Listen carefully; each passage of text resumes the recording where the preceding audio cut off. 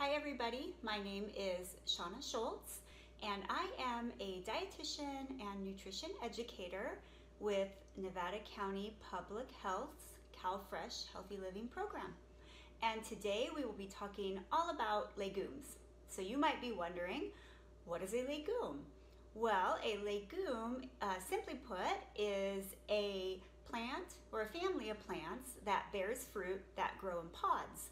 So legumes are things that you're probably already familiar with, and this includes fresh beans, fresh peas.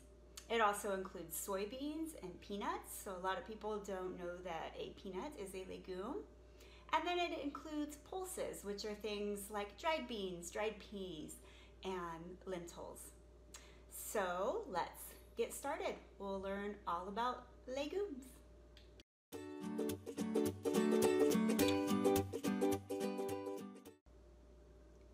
Okay, let's explore different types of legumes. So legumes are great because you can buy them dried, you can buy them canned, they even come frozen. So I thought it might be fun just to see what kind of different varieties I have in my pantry. So I pulled out what I have. So I have some dried options, I even have a frozen option, and I have a fresh option.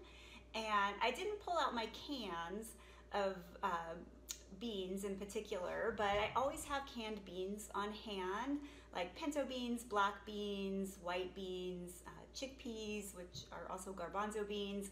And canned beans are nice because they're very convenient and they make meal prep really easy. But it's good to have some dried options on hand as well because they're very inexpensive. They're pretty easy to cook once you get the hang of it. And you can also buy them in bulk. So you can buy a little bit at a time and explore different types and see what you like best. So let's take a look. So here I have red lentils. Red lentils are amazing because they are very easy to cook. They don't take long at all. You just need to simmer them for about 15 minutes. And you can actually check out a recipe on our YouTube channel for a red lentil stew. It's under the Eat the Rainbow series and it combines some kale and other vegetables into a tasty little stew. All right, here I have pinto beans.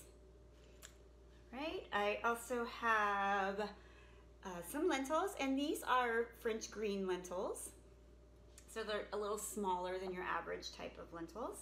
Here I have regular brown lentils, which are what most people probably buy and use most of the time. I have some dried chickpeas right here.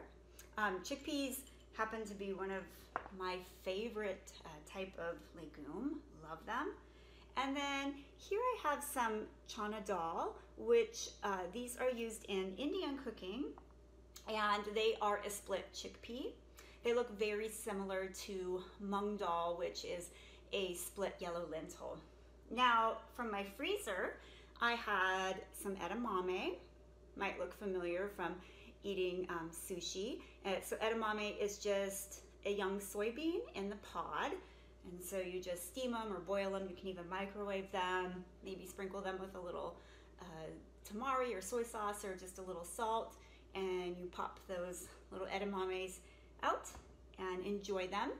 And then for a fresh variety, I have tofu, all right, also made from soybeans. And then I didn't have any like peanuts on hand, but I do have peanut butter, so that also counts as a legume. So lots of varieties, which kind of inspired me a little bit too, because I forgot that I had some of these.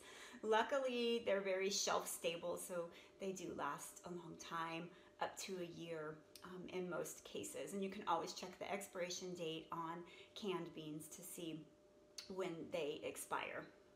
All right, so different types, lots of different things that you can choose and use in a variety of ways. Very, very versatile.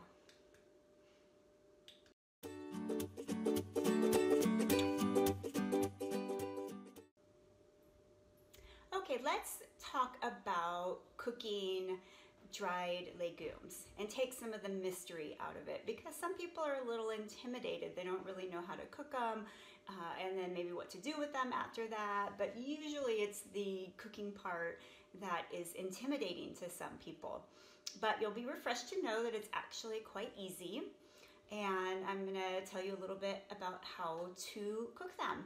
So the first thing that you always wanna do is rinse your dried legumes, whether they're lentils or dried peas or dried beans, and just look for any discolored, beans or lentils in there, discard those.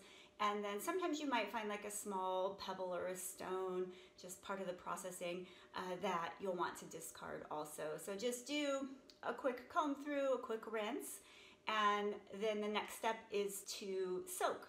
So to soak, pretty easy. You can just take out a large pot and put in your measured amount of legumes, cover that with water, and let those soak overnight or at least 8 hours. I will talk about a quick cooking method just in case you don't have time to do all of that soaking or you forget. So we'll get to that in a bit. So you'll soak those overnight or for at least 8 hours, and then you drain and rinse again, and then you get to cooking. So very easy to cook. For most legumes, if you're using 1 cup of dried legumes, you'll need at least 3 cups of water for cooking, maybe sometimes a little more. Not always necessary to measure, you just want to make sure that you have plenty of cooking water. And then you'll bring those legumes up to a boil, reduce that heat to a simmer, and for most of them you'll simmer them for about an hour, sometimes a little less, sometimes a little more. Like lentils, for example, don't take as long to cook as dried beans do. So the cooking time can vary a little bit. You can actually go to eatfresh.org and click on the Discover Foods tab, and you can, in the search bar, put in beans or legumes, and you'll get recipes there, and then also general cooking tips as well, so that can be really helpful. So you'll simmer them just until they're tender. One thing that you don't want to do is add salt or anything that's acidic, like vinegar or lemon juice or tomatoes, canned tomatoes for example, until the cooking process is over. It interferes with the softening process, so they might not cook right if you add those ingredients when you're cooking them. And then when they're tender, they're done. If there's any excess water, you can drain that off and then proceed with how you want to use them. Now, let's say that you forget to soak and you really want to cook those dried beans. Well, fortunately, there is a quick soak or a quick cooking method. And what you'll do for that is you'll still drain and rinse your beans before you use them, and look for any pieces that need to be discarded. And then you will put your legumes in a pot with some water, and then you'll bring that to a boil, and you'll boil it for maybe a minute or two, and then you'll turn the heat off and let those beans soak in that really hot water for an hour, and then you can proceed with cooking. So you'll drain and rinse them again, and then cook them as you normally would. And just so you get an idea of how much dried beans will yield or legumes, for beans, if you have 1 cup of dried beans, that should yield about 3 cups cooked. And it's a little less if you're using lentils. So for every 1 cup that you use, it will yield maybe about 2.5 cups. So pretty straightforward. Again, you can get tips on eatfresh.org if you forget any of this information, or you want to print it out or look at it a little more closely.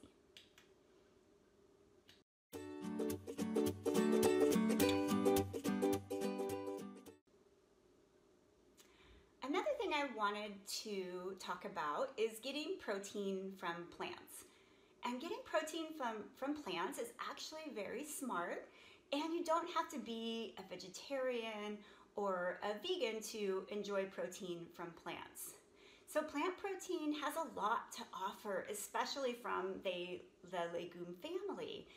really, really good source of protein, but also these legumes come packaged with fiber and vitamins and minerals and phytochemicals. So the whole package is very, very nutrient rich. So just to give you an idea of what that might look like for nutrients, 1 cup of cooked black beans has 14 grams of protein. It has 10 grams of fiber, which is quite a bit towards your daily goal for fiber, which is 25 grams for women and 38 grams for men. So that makes a nice dent in that goal there. And then if we were to look at some of the nutrients, they're really rich in iron, so 20% of your daily value for iron, and also potassium as well.